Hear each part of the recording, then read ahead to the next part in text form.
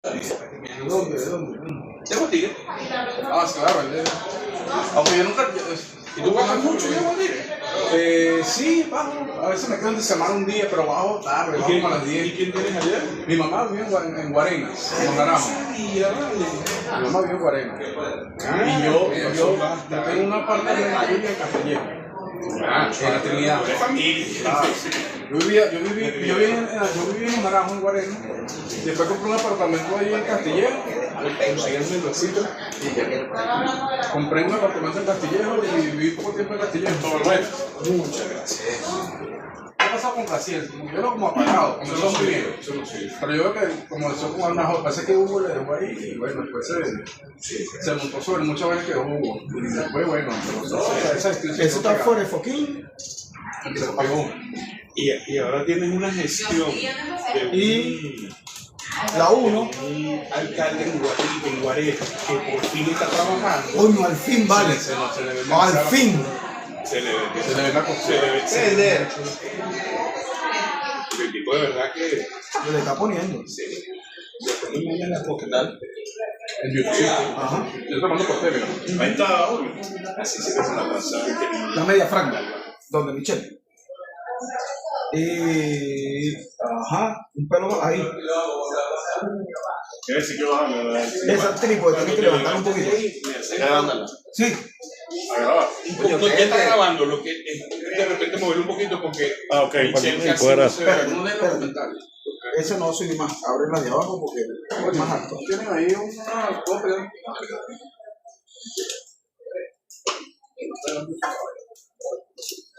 ¿Qué necesitas? ¿Corriente? Sí. Ya vamos para allá.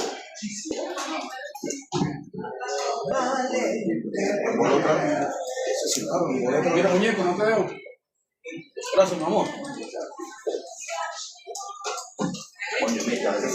Mira, ¿cómo es la vaina? Vale, ahorita me recuerdan declarando ahí, estoy viendo ahí varias cosas ahí.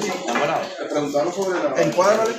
Dime, ¿necesitas algo? extrajudicial de Estados Unidos prácticamente. Es un derecho legítimo que tiene Estados Unidos, el derecho a la defensa. Coño, por cierto, Muy interesante para la defensa. la extensión naranja corta. Vamos a ver dónde estará. Hay que saber dónde estará. Sábado hasta ayer. No lo he visto. Sí, ahí sí porque hubo una estrategia que no sé qué pasó, una estrategia que ya tenía. Una deducción mía. Yo creo que un poco tomando lo que decía el capitán Cabello ayer y viéndola físicamente a ella, viéndola físicamente a ella, pareciera que se puede hacer un refrescamiento o algo y no le salió bien, que no se recuperó lo rápido que pensamos. Ahí está logrado. ¿No viste la foto de Ya me está hablando raro. las fotos que le está sacando la gente de ellos? No hay otra foto, hay una foto de FP que Pero hay una foto en verdad que supuestamente se monta en una chalana, algo así. Ah, pues, pero esa foto me parece que es durante la que hizo la campaña. Es una foto que sacó. la última que usó ella la última campaña era ya también otra vieja, o sea, ni siquiera es que era realmente de esa campaña, pero esa señora había salido ya hace varios meses. Ya había salido, ya tenía rato. Pero varios meses, no, varias semanas. varias semanas. Porque ella monta el show de la hija. De hecho, cuando ella comienza a verse como roja en los videos, pareciera algo de donde ella. Ahí está. Gracias, David, muchas gracias. Ok. Excelente. Sí, ya. Está rodando, ¿verdad? Bueno, No, y además que fue totalmente contradictorio lo que sus propias fuerzas de comunicación dijeron. Uno dijo que fue un helicóptero, otro dijo que fue una lancha que la llevó a Fuerza, otra que fue a Aruba, otra que fue a la República Dominicana. Se contradijeron porque evidentemente no estaban preparados para esa no llegada de ella.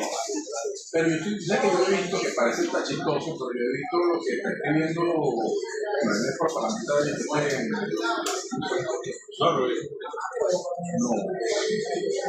que tiene Avendaño. Pero no, solo de Avendaño. Es una historia visitada. Delirante. Mira, Tú sabes que ese es un punto interesante de la guerra. y llegas ya a mentir tanto que pierdes el contacto con la realidad.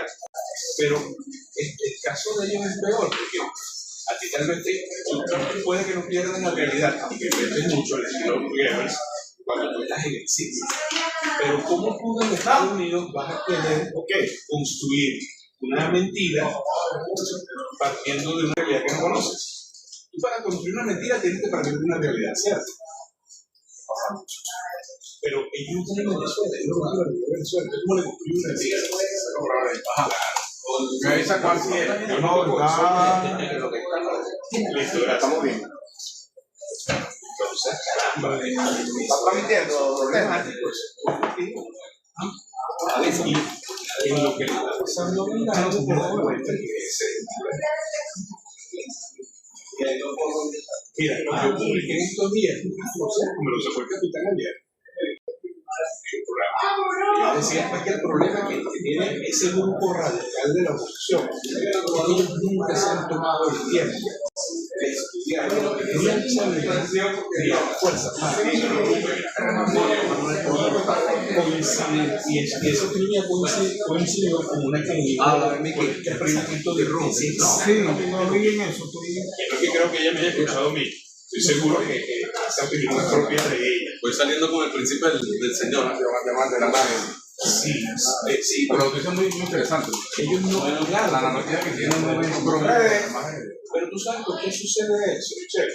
Porque como ellos se creen tan por encima del chavismo, y es una de las cosas que yo he aprendido bajando las catacumbas, ¿no? Hace mucho en el chavismo, o sea, conociendo qué hace el chavismo. O sea, que llega un momento de mi vida yo quiero ver que el chavismo siempre gana. Porque el chavismo tiene éxito, porque fracasa la oposición. Y me di cuenta que el problema es que nosotros en la oposición, ellos en esa posición, de hecho, el chavismo tampoco en esa posición. Pero nosotros desde esa tercera, siempre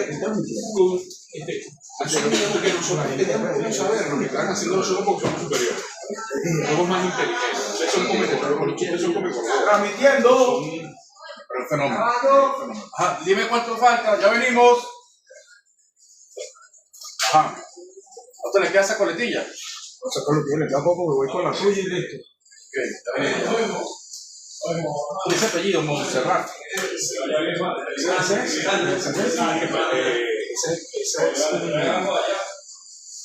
española.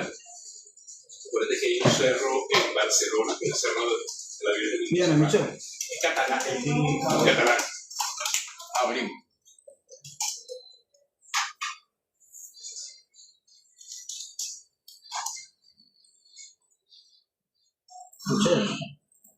Hola, ¿qué tal? ¿Cómo están? Estamos en vivo en Hablando Claro. Muy buenos días, señores. Hoy es 11 de diciembre, jueves 11 de diciembre, estamos en vivo como siempre, llevándoles a ustedes información y sobre todo mucha opinión en esto que está pasando en las últimas horas, que ha sido, bueno, un aluvión, una tormenta de noticias, de fake news, de manipulaciones y de intento de algunos sectores de crear una matriz de opinión muy alejada, parece, de la realidad, pero justamente de eso vamos a hablar con nuestro invitado, Manuel Antonio Montserrat. De repente con el nombre Manuel Antonio Montserrat no lo conocen, pero es muy conocido a través de las redes sociales como Epa Mi Llave.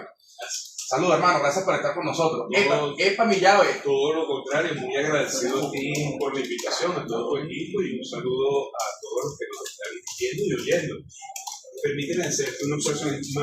Manuel Antonio Brito Montserrat. Manuel Antonio Brito Montserrat. Sí, Montserrat es mi apellido. El Montserrat estamos hablando. Sí, el Montserrat es mi apellido materno. Decías español. Catalán, sí. Catalán. La Virgen de Montserrat. Sí. Y bueno, obviamente, yo realmente a uno de ellos lo conocí recientemente. Soy primo de Jorge Arreaza y de Gustavo Arreaza. Los connotados miembros de la revolución, ¿no? Dirigentes políticos, además, sí, con tareas importantes.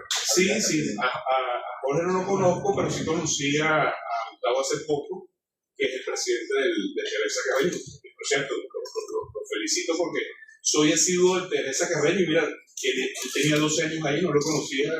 Sabía que sí era familia y que estaba allí, pero no a pesar de que mi mamá y su mamá son primas hermanas, ellas sí tenían contacto, pero no, hacia las ramas nuestras, de los segundos primos, no nos habíamos conocido.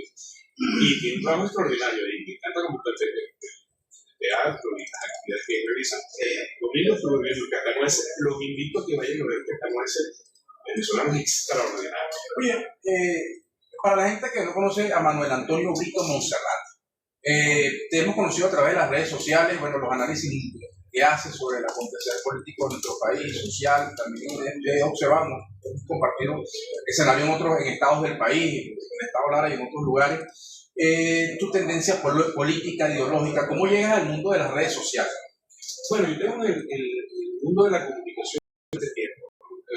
No es mi profesión, tampoco es mi oficio. Para mí, la información veraz es fundamental. Yo vengo del mundo empresarial, de negocios, desde hace más de 30 años en una empresa. Yo soy del área de logística en nuestro país. Esto me da una ventaja interesante porque el estar en el área de logística conoce todo lo que pasa en Venezuela, el tema de la libertad, conoce importaciones, exportaciones, lo que transporta te dice cómo está la economía del país. Es un buen termómetro. Pero siempre me ha gustado, una de las cosas que yo entendí dentro del mundo empresarial es que la información es poder, y además de que la información es poder, la información veraz que permite tomar decisiones correctas. Eso para quienes manejamos la inteligencia financiera, porque yo comienzo en el mundo de la comunicación a través de la inteligencia financiera, de darles información sobre inteligencia financiera para que la gente se prepare, para que maneje sus negocios mejor. Nacieron los emprendimientos, entonces hay que ayudar a los emprendedores. Pero de una u otra manera, ¿cómo haces tú para ayudar a un emprendedor en una Venezuela del 2015, 2016, 2017? Incluso tuve programas de Radio Sintonía 1420, un programa 5 años allí, de básicamente inteligencia financiera. Porque la gente decía, ¿cómo invierto en Venezuela si Venezuela no tiene futuro? O sea, de una u otra forma te vas acercando al tema político. Igualmente, también asesoro empresas en materia logística y tú le decías, esta época del año, por cierto, en octubre, noviembre, diciembre, bueno, el año que viene, ¿cuánto quieres incrementar tu producción? ¿Cuánto quieres incrementar tus ventas? Bueno, yo te quería incrementar 25%, pero ¿cómo sabemos cómo está el país? Bueno, yo soy un asesor en materia logística, no en materia política. A uno tenías que entrar en el mundo. Y has llegado a la situación política en Venezuela. Correcto. Tan difícil, tan compleja a veces de hacer proyecciones, vamos a decirlo así. Ha sido también muy crítico, bueno, a través de tus posiciones en redes sociales, con algunas situaciones que se han presentado en el sector de la oposición, ¿no? ¿Tú te identificas como opositor, pro gobierno?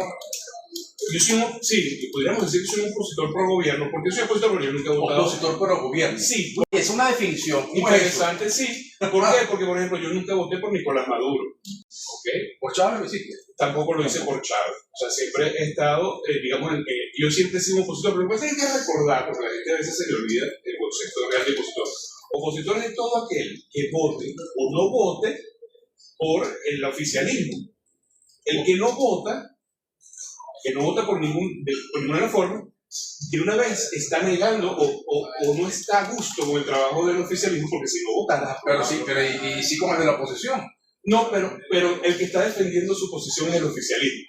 El que está buscando revalidar. Sí. Pero y la oferta de esa otra opción no lo amarró, pero quien está defendiendo la posición es el que está en el gobierno.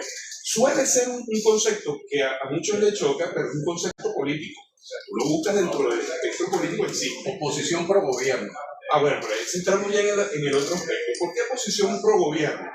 Porque si bien yo no he votado por Nicolás Maduro, dentro de lo que está pasando ahorita en este momento, hay que ubicarnos en el 2025 para entrar en el 2026. Las elecciones pasaron en el 2024. Bajo todo lo que ha pasado en Venezuela, yo considero que en estos momentos la mejor opción que tiene nuestro país es que continúe el gobierno de Nicolás Maduro.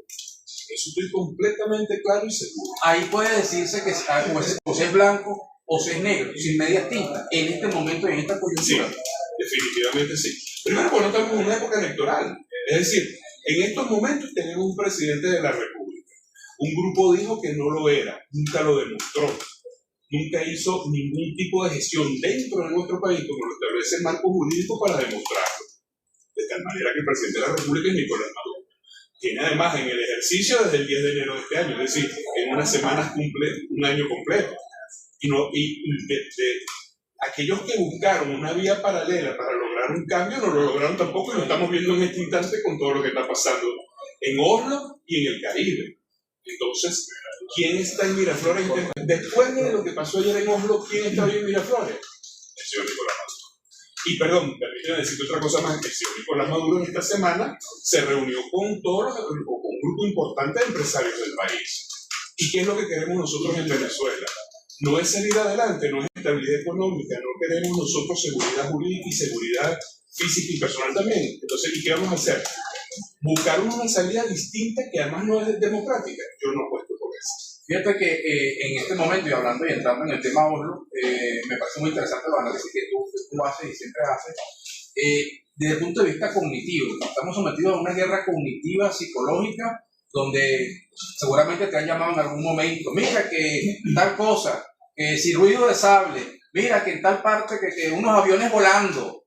Entonces, una gran cantidad de cosas. Entonces uno ve esta narrativa ahora de ahí pintan de que María Corina siempre es quijotesca, ¿no? María Corina salió que se nadó en el mar picado y le salieron 4 dragones con 5 cabezas cada uno, y entonces, bueno, un fuego por ahí, una narrativa quijotesca que uno la escucha y uno dice, bueno, esto es joder, ¿no? Pero cuando uno lee a connotados personas que están ligadas a este sector, como Orlando Avendaño, donde dice, el mar, esto parece una narrativa, el mar estaba picado, pero muy picado, se puso todo en juego, un viaje que no era tan largo, terminó siendo de horas, pudo llegar, no pudo llegar, o pudo no llegar, pero Dios está metido en todo esto, no es tuyo, no es tuyo, parece un cuento, pero alguien dirá, no, hermano, métase en la cuenta de este señor que estoy mencionando, y ahí está. Bueno, eso se come. ¿Hay alguien que puede digerir eso? Existe algo, hablamos un poquito antes de entrar en el programa, en el tema de la guerra cognitiva, ¿no? Y todo lo que hemos estudiado. Yo acabo de hacer un diplomado en la UIPOM, justamente que tiene que ver con la comunicación política, y una semana completa fue trabajando la guerra cognitiva. Y la guerra cognitiva parte de una siembra muy fuerte que nos han hecho en todos, porque todos la hemos tenido de otra manera, y que arranca con ese gran medio propagandístico que tiene los Estados Unidos, que es Hollywood. Hollywood es una máquina de lavar cerebro impresionante. Cuando uno se da cuenta que todo lo que esas películas, o gran parte de lo que esas películas nos ha traído, es mentira, o sea, la CIA no es lo que nos cuentan, si no les hubieran teniendo todos los datos en la mano, tumbados los edificios de las Torres Gemelas, o si hubieran creado el Pentágono, o en lo que vimos ahorita, y queríamos del Mossad, no hubiera Irán superado en 12 días a Israel. Es decir, todos teníamos una imagen distinta del mundo, producto de Hollywood. Pero cuando comenzamos a ver que se está desmoronando ese teatro, y buena parte de ese desmoronamiento obedece a que ahora tenemos unos instrumentos que nos permiten tener la democratización de las comunicaciones red, con los defectos que tiene, porque tiene muchos defectos, pero sin duda alguna es el que te está ayudando a romperlo. También, ¿quién lo ha roto? El propio movimiento de escritores, guionistas estadounidenses, que también estadounidenses de otros países, que también se han rebelado en contra de ese gueto que es Hollywood, y han creado el cine independiente, y tú comienzas a enterarte de que las cosas no le salieron tan bien a Estados Unidos y Vietnam con el cine independiente. O el fin del nazismo, por ejemplo, que venden como que Estados Unidos fue que logró la libertad y todo este tema en Berlín. Desde que terminó la Segunda Guerra Mundial, en Francia se ha hecho una encuesta que se le pregunta a los franceses quién ganó la guerra. En 1945, el 80% decía que le había ganado la Unión Soviética, y el 20% distribuido en otros países. Hoy en día tú haces esa pregunta y es completamente inversa. 80% dice que lo ganó Estados Unidos y 20%. Ahora, ¿qué de cierto ves tú en esta narrativa? Digo cierto entre comillas, ¿no? La señora salió, nadó, se montó en una cuyara, se cambió una lancha, la lancha iba, le lanzaron un rapel, bajaron 3 marines y se montó y subió en rapel al helicóptero, el helicóptero aterrizó en Curazao, se montó en un avión y llegó, bueno, allá a Oslo, yo no sé cómo es la cosa, pero ¿qué de cierto hay en esto? Porque ciertamente uno a veces han subestimado ciertas situaciones que ha pasado y que ha hecho el gobierno de Estados Unidos, como por ejemplo el ataque que denunció el gobierno venezolano electromagnético a los sistemas de la plataforma del Consejo Nacional Electoral, o como por ejemplo en este momento que existe, lo denunció por cierto Colombia, la ministra de Transporte de Colombia, que habló de que hay un ataque electromagnético al tema del GPS, ¿no? Para que los aviones se pierdan, ¿no? Entonces, hay situaciones que son realmente plausibles y reales, que son reales, concretas. Pero esto, ¿cuál es el límite y la frontera entre la fantasía y el mundo real sobre esta narrativa? Bueno, primero que debemos, a mi juicio, los grupos comunicacionales que ha conformado la Machado son de gente de muy bajo nivel intelectual y profesional.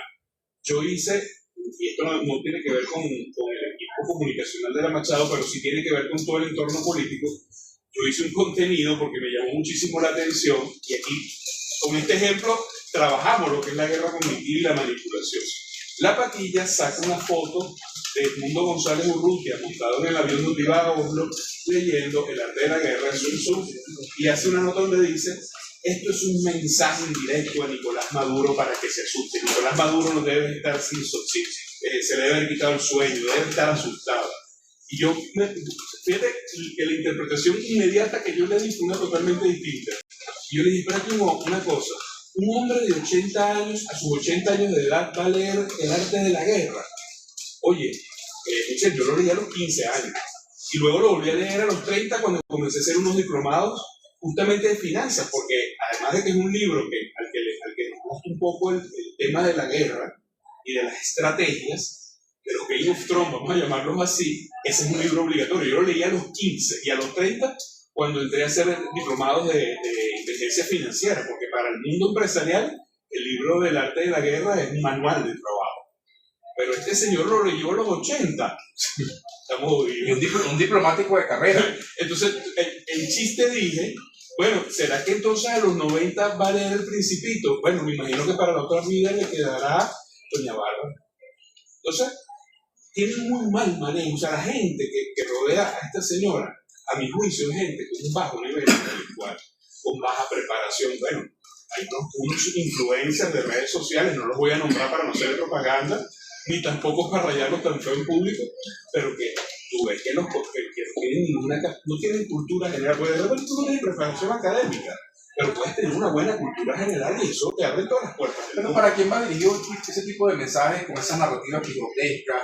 Se montó en una lancha, se bajó, se montó en rapel, le salieron 4 dragones, echaron fuego, salió corriendo, se lanzó por un hueco, qué sé yo. O sea, ¿quién compra eso? ¿Eso va dirigido para qué público? Eso lo compra el venezolano. El que está fuera. A mi juicio, eso ya ellos se han ido sintiendo tan reducidos y encuestas aquí en Venezuela, varias te van demostrando cómo ha ido cayendo el nivel de popularidad de la señora Machado en nuestro país, que evidentemente eso obedece también a estas cantidades de retóricas y mentiras permanentes. Pero precisamente, ¿qué pasa? Se te va acabando la capacidad de generar al estilo Goebbels una buena mentira que repetida muchas veces se hace una verdad. Esto ya no, precisamente por eso yo te decía lo importante de la parte intelectual de estos individuos, porque para crear una... Pero perdieron el sentido de la realidad. Yo creo que nunca lo hacen conscientemente. No, yo creo que nunca han tenido un sentido de la realidad, pero ¿qué pasa? Dada la necesidad de muchos de escuchar un discurso que te ayude a pensar, porque quieres un cambio y te ayude a pensar que este es el cambio, te las comienzas a creer. Pero ya llega un momento en que, como perdiste ya la capacidad de crear, porque la verdad cada día se aleja más de ti, porque tú crees una mentira en base a una verdad. Es una situación que se presentó y tú quieres mentir sobre esa posición, sobre esa situación. Pero ya cuando es todos los días, o sea, que vas a inventar. O sea, las guacamayas de la historia de las guacamayas no las contaron. Y yo pregunto, si fue cierto que a las señoras que estaban en la embajada de Argentina lo sacó un grupo un grupo élite. Un grupo élite. Entonces, bueno, esta dictadura no es tan malvada. No es tan mala, sí, es muy frágil, no sirve para nada. Entonces, me pregunté, ¿por qué no entraron entonces los gringos en estos 3 meses y pico que tienen, y más de 120 días que tienen aquí? Si aquí entonces esto no sirve para nada. Y eso se puede tiene que mover el portaaviones más poderoso del mundo. Sí. Entonces, lo peor de todo, o yo diría, lo mejor de todo, es que entras en contradicción. Yo veía esta mañana al menos 5 versiones distintas de cómo salieron, y todas de personas o medios cercanos a ella. Es decir, no fue que vino alguien e inventaron que la sacaron por bote a Aruba, que la sacaron por bote a Curazao, que la sacaron por bote a Puerto Rico, que la sacaron por bote a República Dominicana, y la última que dijeron era que había sido un helicóptero, y que los aviones que estaban supuestamente volando en el Golfo era para escoltarlo. Te pregunto algo, ¿cómo escoltas tú con un F-22 un helicóptero? Porque tienes 2 velocidades totalmente distintas. Pero no, que se puso a dar vueltas alrededor del helicóptero mientras iba. Bueno, perdóname, lo que mostraron ellos mismos en los medios de que se viera que los aviones habían entrado en territorio venezolano, no muestra ese círculo que están diciendo, se contradicen ellos mismos.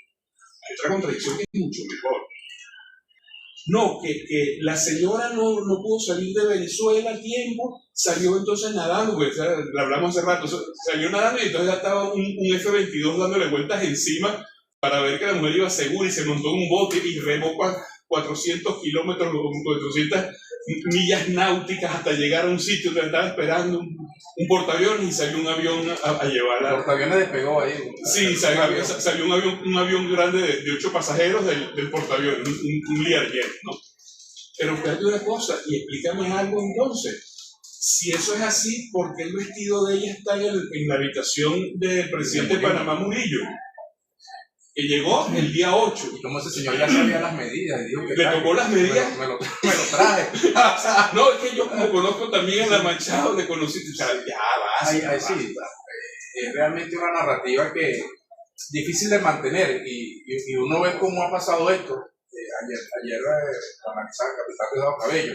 Si recordamos, María Corina señalada de un falso positivo en aquel momento cuando llama a la mamá, van a decir que va a hacer esto, pero no digas nada, tranquila que yo estoy bien.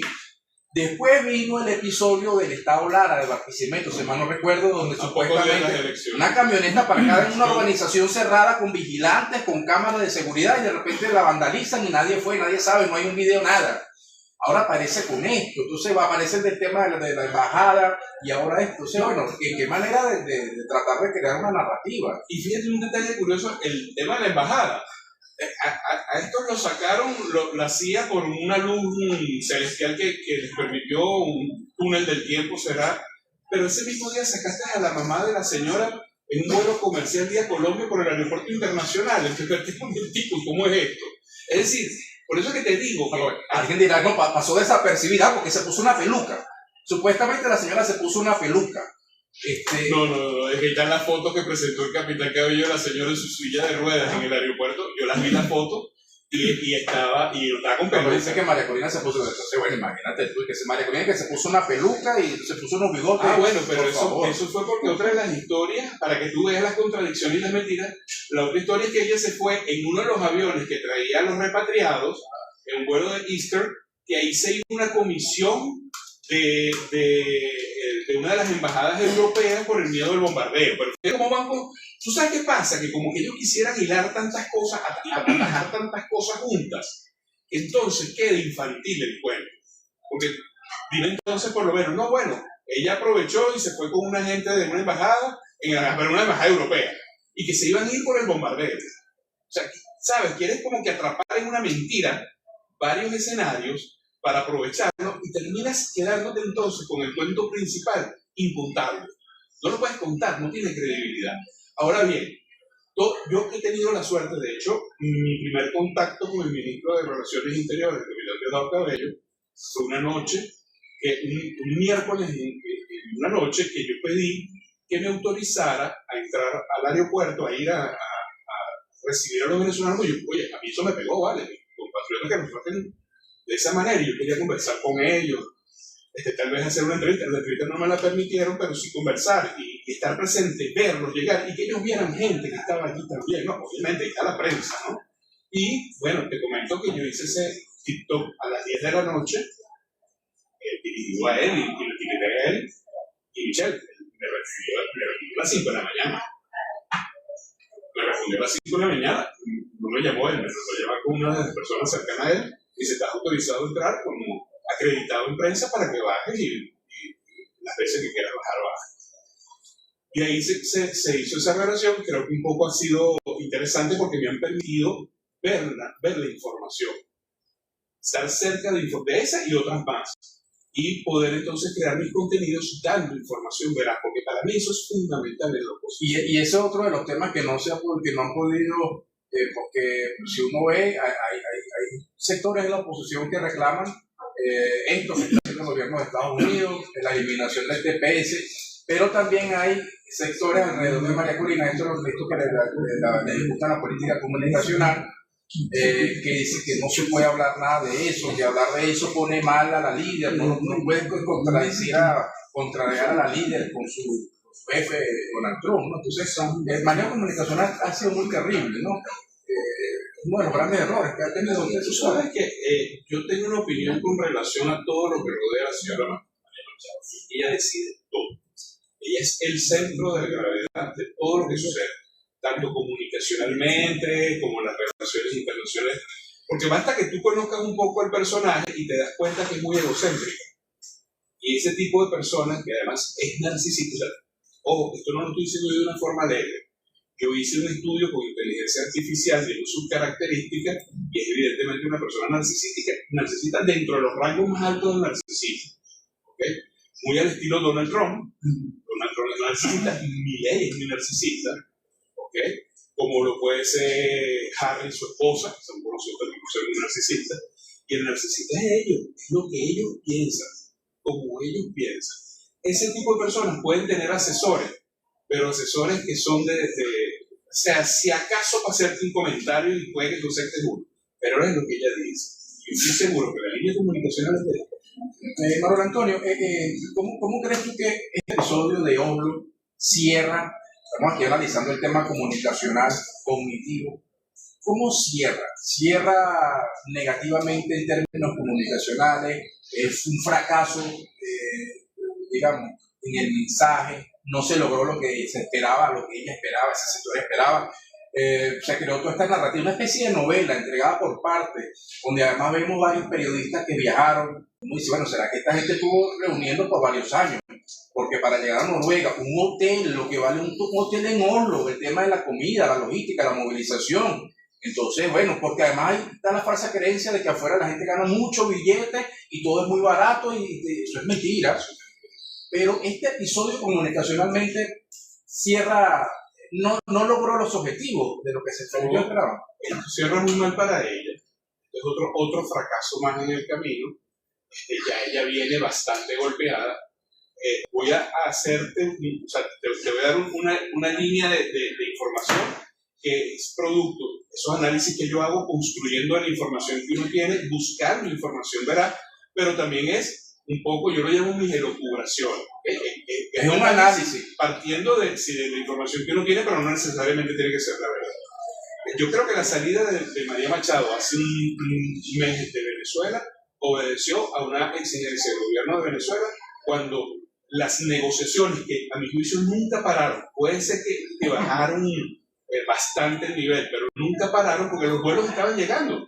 Y para que los vuelos lleguen con los repatriados tienes que tener un nivel de contacto. Pero estoy seguro que nunca pararon.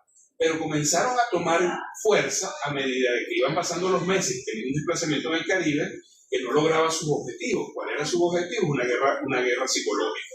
Cuando ves que la respuesta de Venezuela no era la que te habían dicho, ¿y quién te lo había dicho? Eso está en 3 reportajes estadounidenses, que si ahora son venezolanos. La señora María Machado, los primeros días de enero, tuvo una reunión a través de Polanski, 3 venezolanos más, con un asesor de seguridad de Trump allá en Estados Unidos, y ella tuvo una presencia a través de videoconferencias. Eso lo dice la revista Time, eso lo dice el diario New York Times, y eso lo dice un informe muy completo que hizo Reuters, que para nada puedes decir que Reuters o Times sean favorables al gobierno de Venezuela. New York Times puede estar a veces sí, a veces no, ¿no? Está ahí un poco más que debería ser decirse que es equilibrado, ¿no? Pero las otras dos revistas no, y ellos dijeron que la información que suministró la señora Machado y su equipo fue errada, estaba falseada. Pero ese falseado, más allá de que seguro hubo información que era manipulada, parte de lo que decíamos nosotros al principio del programa, de que no conoces la Fuerza Armada. Ellos creen conocer cómo funciona la Fuerza Armada. Ellos creen que eso está disociado, que eso está desmoronado, que eso nada más el 20% apoya al gobierno. Y por otro lado, ellos consideran que el chavismo es una banda de, no sé, que están en guayuco, come gorgojos, parten el suelo. Y una de las cosas que yo me he dedicado en estos 3 años es ir a la Catatumba. Y te puedo decir una cosa, el chavismo está muy bien organizado. Tiene defectos muchísimos, fallas bastante. Tú y yo nos encontramos en una oportunidad en Lara, en plena campaña del gobernador Reyes, estaba Jonás también con ellos, estaba una prima mía que tú conociste, que era candidata a diputada, salió como diputada, toma posición ahorita en enero, y yo quise ir allá. A mí me gusta ir a ver, que no me echen los cuernos.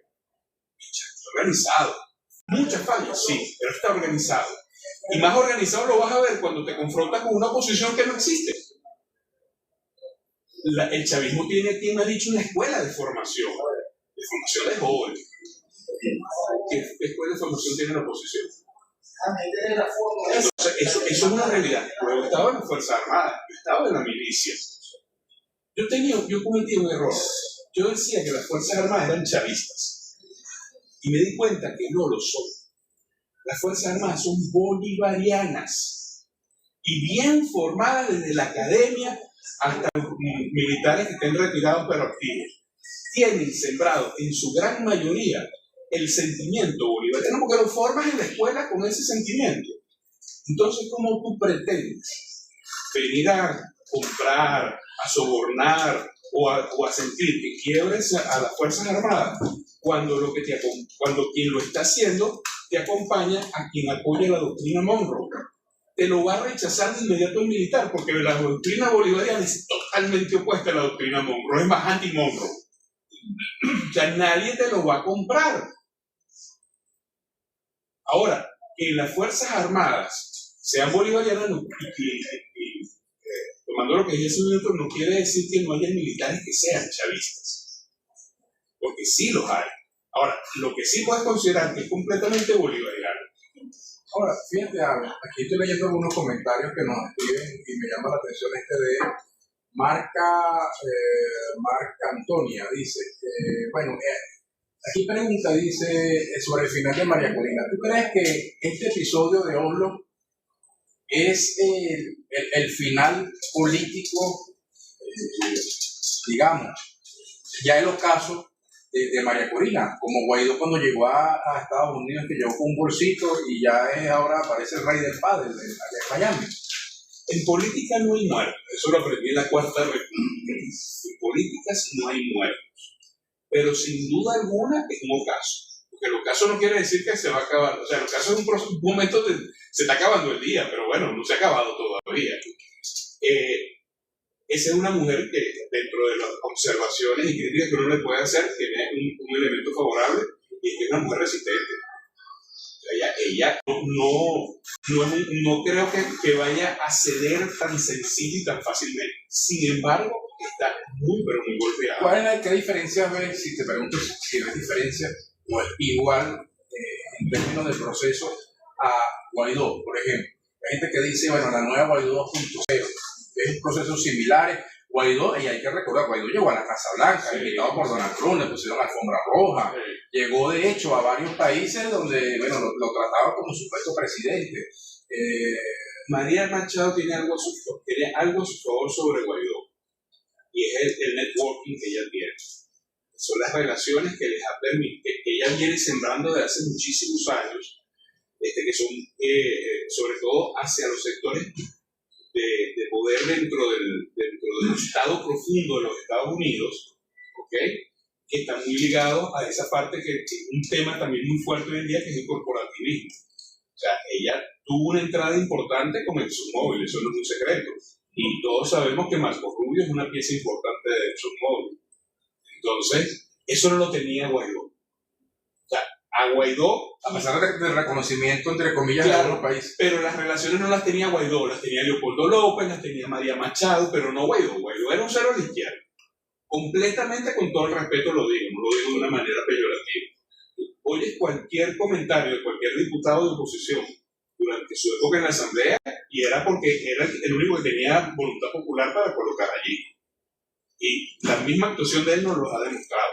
María Corina, a pesar de que yo la considero que no es una mujer que está colmada de luces ni una intelectualidad alta, a pesar de ser una muchacha de alcurnia, que sí ha hecho buenas relaciones. Eso todavía le ayuda y la palanca.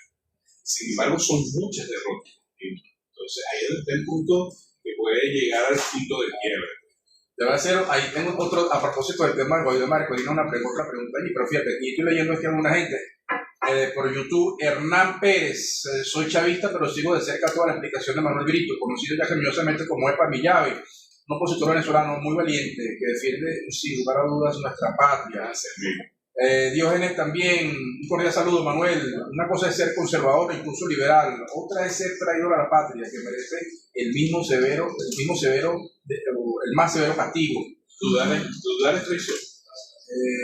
También dice por aquí Brian, ustedes viven en Norcorea, parte 2. Le están mintiendo la información. Yo conozco bastante a Norcorea y no nos parecemos a nada, amigo. A nada. Eso era como aquel grave error que nos decían que íbamos como Cuba. Se ve que nunca han viajado a Cuba. Yo sí estuve en Cuba, conozco a Cuba y es mucho el trabajo que se necesita en Cuba. Las condiciones de Cuba son bastante fuertes porque tienen 60 años bloqueados. Afortunadamente Venezuela supo cómo salir adelante de esos bloqueos. Mira, hay otro mensaje aquí. Henry Rafael dice también, ese premio Nobel fue una justificación para sacarla del país y dejar el pelero. ¿Qué opinas tú de eso? Ella se podía ir el día que le daba la gana.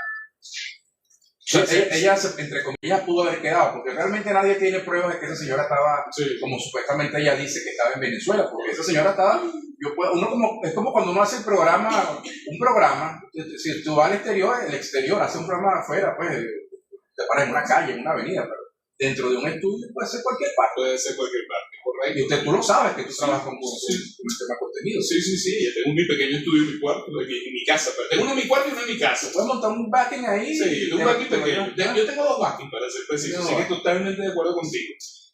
Pero es que ya a estas alturas cualquier cosa de la señora Machado, después de lo que pasó ayer, quedó muy entredicho, porque fíjate, ¿qué pasa? ¿Qué pasó ayer?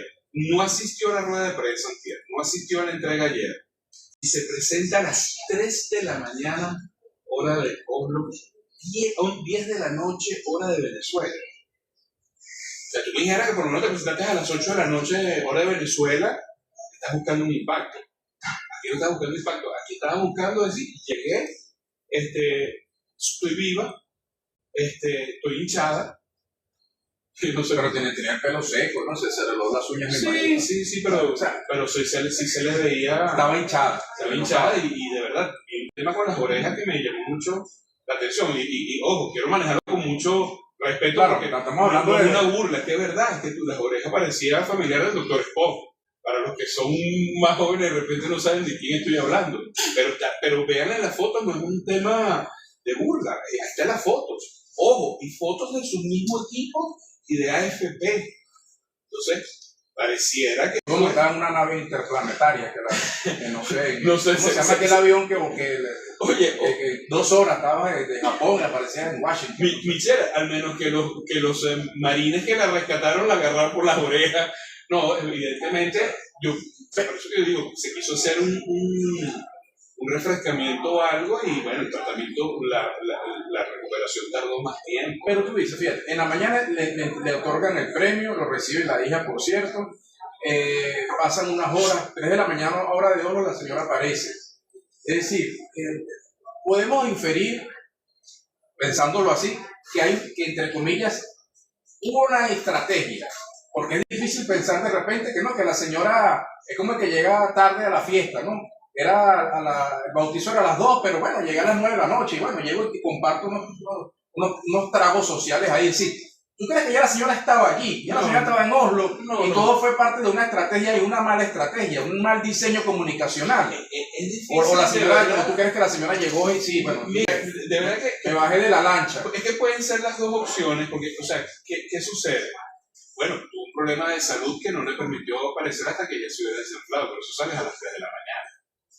Me llama la atención porque ¿qué sabes tú? Tú como que sabes algo, porque tú estás diciendo, parece que tuvo un problema de salud, ya va, un tema estético, que está un poco inflamada, hinchada, qué sé yo. No, tú como que infieres algo ahí, estás dejando entrever, un tema ahí. Vale, pero te voy a dar otra opción que también te la puedo dejar entrever. O sea, pareciera también que pudo haber una negación por parte tanto de la Fundación Oslo, de la Fundación Nobel, como del gobierno de Oslo, porque las presiones estaban muy fuertes en la calle.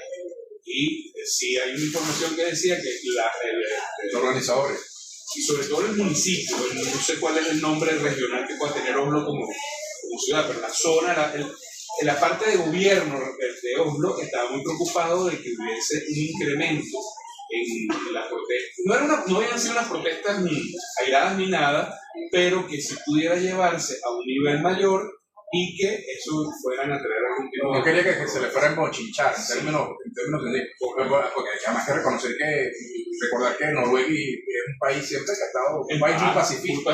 Correcto. Nada más proceso de mediación. Y definitivamente los sorprendió, a Oslo los sorprendió esas marchas que se dieron, porque se organizaron muchos grupos, muchas ONG. Y aquí viene un punto interesante, y esto sí te lo puedo decir con bastante propiedad. Yo estaba invitado a ir a Oslo con Mauro Herrera para acompañarlo a concretar unas acciones que él ya viene llevando desde hace 2 meses aproximadamente, y él recibió el apoyo allá mismo de la famosa Organización de la Paz, o de la Fundación de la Paz, que es la que hacía la marcha de las antorchas y que se negó a hacerla por considerar que este premio había sido una violación a los estatutos de la Fundación Nobel y a lo que había, y esos estatutos vienen hechos en base al testamento que deja Nobel al respecto. Entonces, ahí ellos le pusieron los abogados a Mauro Herrera y para entonces llevar este proceso adelante. Entonces, ¿qué pasó?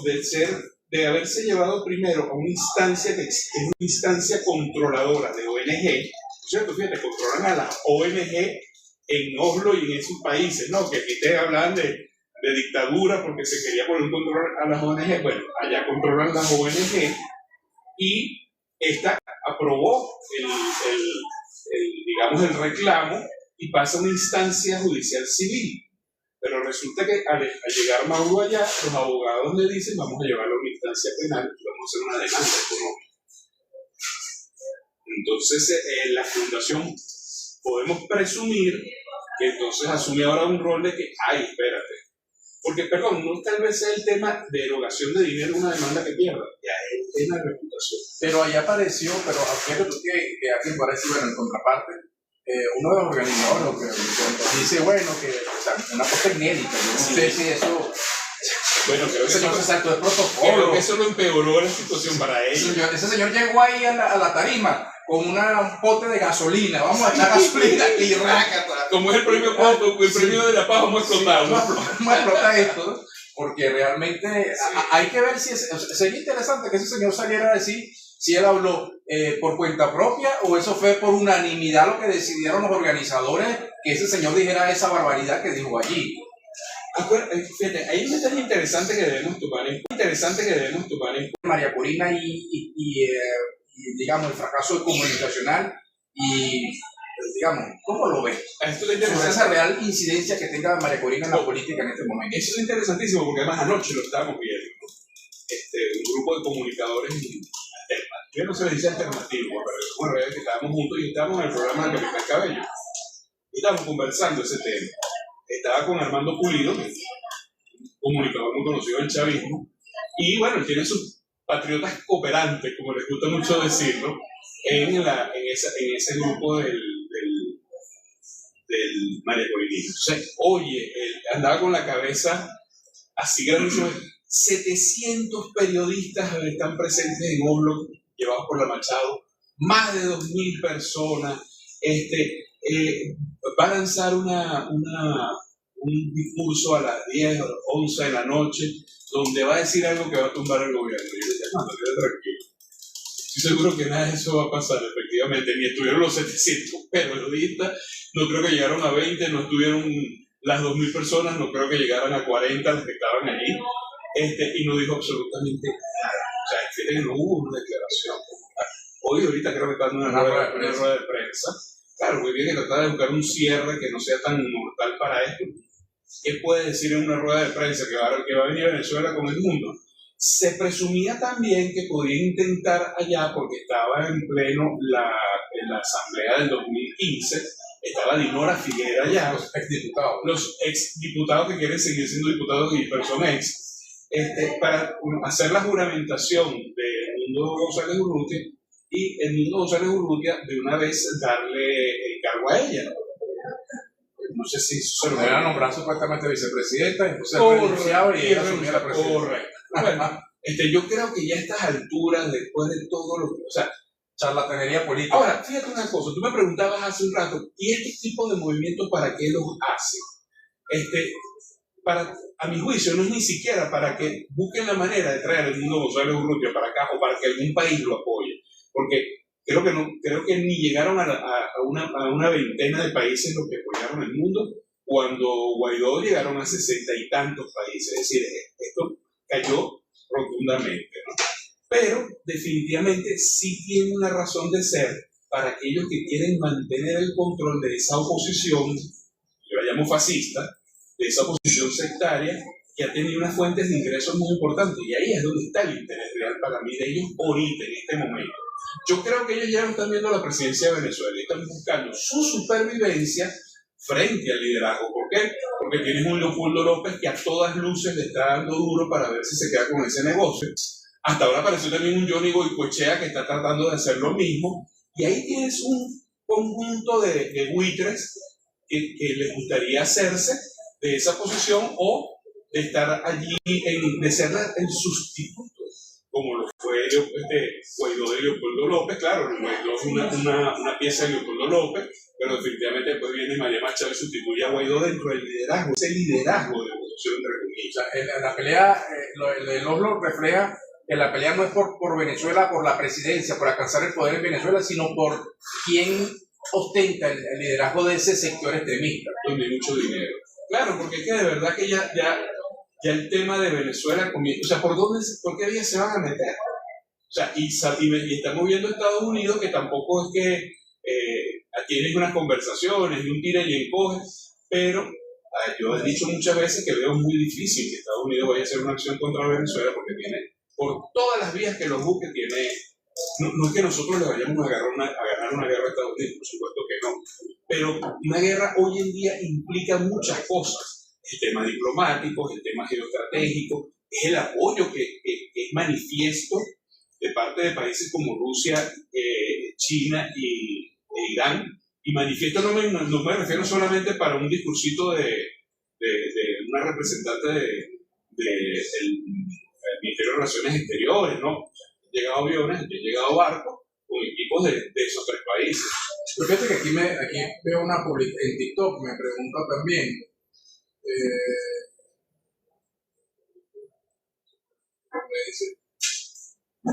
Me dice Joseph, mi llave tiene que tomar liderazgo como candidato opositor porque tiene una gran capacidad política. Mira, por aquí me dice, me llama la atención, Seba, dice, el tío San, me imagino, le quitó el buque que iba para Cuba lleno de petróleo. Ella dice, qué bendición, dice ella. Y aquí me dice Hernán, pregunta para Manuel Vila, me dice Hernán en YouTube, ¿cuál es tu opinión sobre el robo del barco petrolero a Venezuela? Ese es un barco iraní, hasta donde la información preliminar que tengo, es un barco iraní que iba con petróleo venezolano efectivamente a Cuba. Yo supongo, la deducción que yo tengo, que ese barco traía algún tipo de material, producto petrolero. Sabemos que vienen con frecuencia unos productos ya de estos licuados para ayudar a hacer más ligero el petróleo nuestro. Seguramente eso se hace mucho en la parte marítima, donde viene un barco a descargar aquí y hay una carga, aprovecha y te la llevas a Cuba. Efectivamente, primero, bueno, está afectando la economía venezolana porque ese es nuestro recurso, eso es nuestro. Está afectando a Cuba, que necesita su ayuda. Yo no sé si en estos momentos Cuba está pagando el petróleo que matamos, desconozco ese aspecto. Pero yo que he estado en Cuba, carajo, Cuba hay que ayudarlo, o sea, de verdad. Y hay que ayudarlo porque quien perjudicó a Cuba ha sido los Estados Unidos con las sanciones, ¿no? Es un acto de piratería. Pero a eso voy ahora. Eso es un acto de piratería. Está condenado por las normas de marítimas internacionales. Y bueno, lo que está sumando Estados Unidos son más delitos de los que ya tienen. Seguramente no me extraña que ya comiencen voces dentro de los Estados Unidos a decir, bueno, pero ajá, ya no te bastó con desvivir personas y de paso rematarlas, ¿no? El tema aéreo. Sí, exacto. Sino que también ahora te vas a meter con barcos petroleros. ¿Y qué tiene que ver el barco petrolero con el tráfico de polvo blanco? Para no usar la palabra en las redes sociales que nos pueden sancionar. ¿O qué tiene que ver con la democracia en Venezuela? O sea, es petróleo. Ah, porque el barco está sancionado. Lo sancionaste tú de forma unilateral. Eso no fue una sanción como debe realizarse, que es con la autorización de la ONU.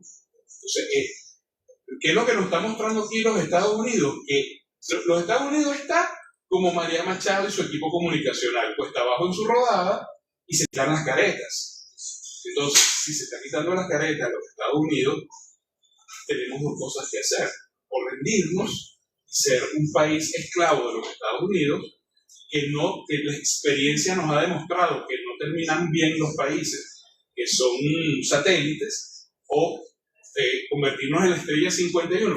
Yo les invito a que revisen la historia de Puerto Rico, cómo son el pago de impuestos en Puerto Rico, lo caro que es la vida en Puerto Rico, porque todo tiene que pasar por los Estados Unidos de llegar a Puerto Rico. Y tú me dices, bueno, pero ellos han ganado siempre el mantenerse como un Estado asociado a los Estados Unidos, siempre ganan en los referéndums, claro, porque es la visa. Entonces termina pensando el puertorriqueño, dejo que la isla se muera, no importa, porque yo voy para Estados Unidos. Eso es lo que queremos para Venezuela. Yo escuchaba hace tiempo algunos que promovían eso. No, y vamos a tener la visa americana, el pasaporte americano. Y gran cosa, o sea, como que si Estados Unidos fuera la tapa del frasco, mira, yo no quiero. O sea, yo de verdad no lo deseo, porque los problemas sociales de Estados Unidos se van a ir agravando y tienen un cangrejo ahí muy fuerte. Mira, ya me hablado, me respondías de manera general, pero quiero preguntar, pues ya me has dicho que hay una lucha. Olo fue la expresión de la lucha por el liderazgo del extremismo. Olo fue la expresión de la lucha por el liderazgo del extremismo. Pero te preguntaba, era por el mundo. Fíjate tú. El mundo no declaró, parecía por ahí, estos periodistas que les pagó María Pérez, que es curioso. Van unos periodistas que supuestamente van a buscar la noticia, periodistas del extremismo, pagados por el extremismo, se les pagaba el hotel, la comida, le dieron la dieta, le dieron los viáticos, y resulta que estos periodistas pagados por el extremismo se topan con el presidente de Narnia que ellos tienen de fantasía, y ninguno entrevista a ese supuesto presidente. Qué curioso, nadie lo entrevista, nadie. Porque la orden fue que no lo hicieran. ¿Cómo le iban a quitar protagonismo a la Machado? Lo primero que tenía que ver era la Machado.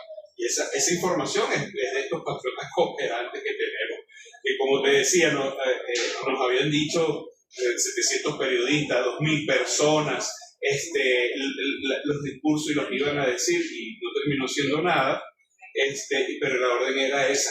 Ahora bien, ese grupo está implosionando. Yo lo vengo comentando ya desde hace un buen tiempo en las redes sociales. El grupo de comunicadores de ellos está implosionando porque, primero, la señora cambia de directriz permanentemente, pero también está cambiando de los grupos de poder. Hay grupos de poder dentro de ese grupo comunicacional, que entre ellos se tiran durísimo. Entonces, ¿qué pasa? Como estás viendo ese que se está derrumbando, ahorita estar muy pegado a la Machado no es bueno, porque se te puede caer unos ladrillos encima, ¿no? Entonces hay un juego así un poco como ambiguo, ¿no? Que sí te hago la propaganda, pero hago algunas quejas. Se le ha visto, por ejemplo, a Kilómetros, se le ha visto en esa actitud.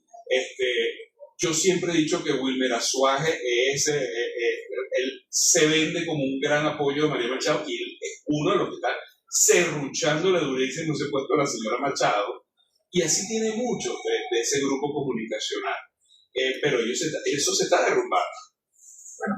Bueno, ya vamos cerrando, hermano. Muy agradecido por la oportunidad de entrevistarte, porque muy acertado este tema de los análisis, porque hay una guerra cognitiva dentro de Venezuela, ¿no? Y me parece interesante lo que tú dices, porque todo este tema, estas cosas que escriben con este escape quijotesco, el mismo de la embajada, el mismo de María Corina que supuestamente evadió un supuesto ataque que le hicieron en la UCB, el mismo de Barquisimeto, sobre todo estos últimos que han pasado de la embajada y esto, va dirigido, tú has dicho, a pequeños sectores fuera del país, no va dirigido a los venezolanos, o sea, están buscando captar ese.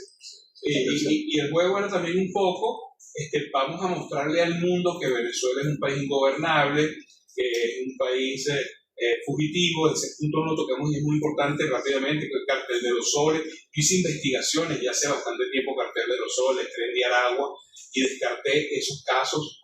Y bueno, eso la gente me linchaba por las redes sociales. Hoy en día lo dicen los departamentos de seguridad de Estados Unidos, el caso del Tren de Aragua, la ONU, que todos hemos escuchado mucho el tema de la ONU, pero también lo dijo la Unión Europea, la propia DEA nunca habla del cartel de los soles, lo dijo Boudreaux, o sea, ya es demasiado.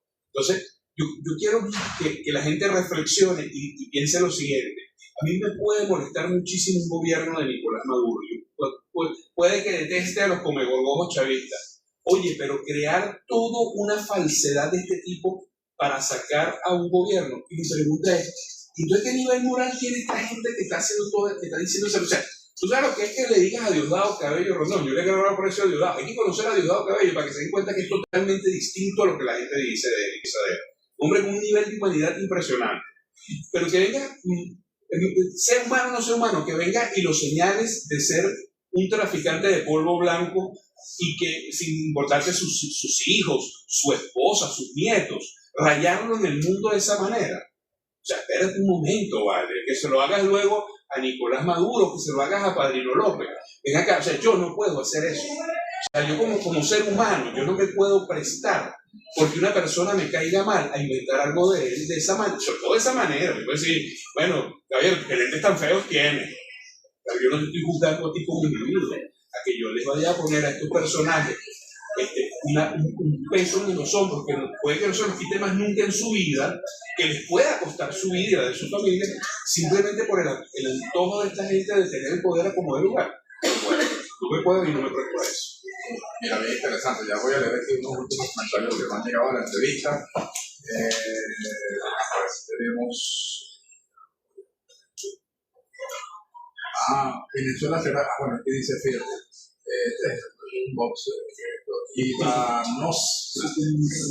de lo señora, Venezuela será libre y democrática. Sí, no, y estoy totalmente de acuerdo con él o ella. Totalmente de acuerdo con ella. El Venezuela será libre. ¿Tú sabes por qué? Porque por fin nos estamos librando en Venezuela de la dictadura que teníamos en la oposición. Esa señora, María Machado, es una dictadora de la oposición que se la cogió para ella y no le dio la oportunidad a más nadie. Si hay un pensamiento distinto entre la oposición, entonces ¿quién es alacrán?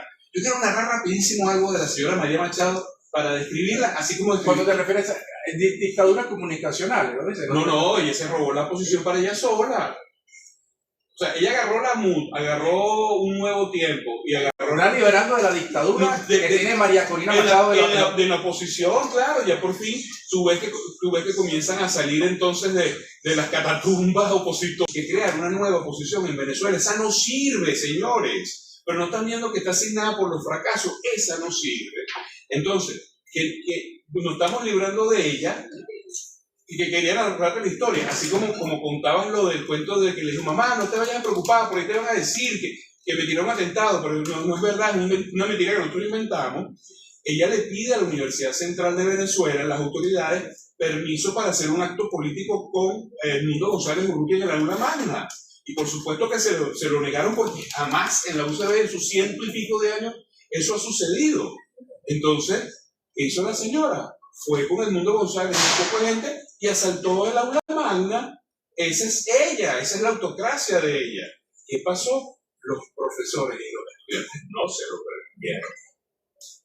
Entonces, eso no es una dictadura. Cuando tú dices, la candidata soy yo, y eso que yo conozco cuentos que aquí no los puedo contar, de gente que estuvo en las mesas de negociaciones en Barbados y llegaron aquí a Venezuela, y cuando le contaron a la señora Machado cómo iba a hacerse, porque ella no estaba en esa mesa de negociaciones, porque ninguna de las partes las aceptó. Ni los países europeos, ni Estados Unidos, ni la oposición venezolana aceptaron que ella fuera. Y volteó la mesa. Literalmente, no puedo decir las palabras que dijo. Bueno, es para mi llave. Manuel Antonio Brito Montserrat. Manuel Antonio Brito Montserrat. No tiene nada que ver con Brito, como el señor Brito. Nada que ver, nada que ver. Bueno, hermano, muchas gracias. Gracias a ti por la invitación. Sí, bien interesante este análisis. Espero que sea. Vamos a irlo más adelante, hacemos otro, porque vamos a esperar que pase diciembre y bueno, este año 2026. Bueno, nos vamos. Cuídense mucho. Hasta aquí, Hablando Claro. Chao. Cuídense. Adiós. Bueno, terminamos por aquí. Gracias por los comentarios. Cierro por aquí la transmisión. Gracias a todos por la conexión. Y nos seguimos viendo, ¿ok? Estamos por aquí. Gracias, Chayito, muchachos. Gracias por haberme acompañado.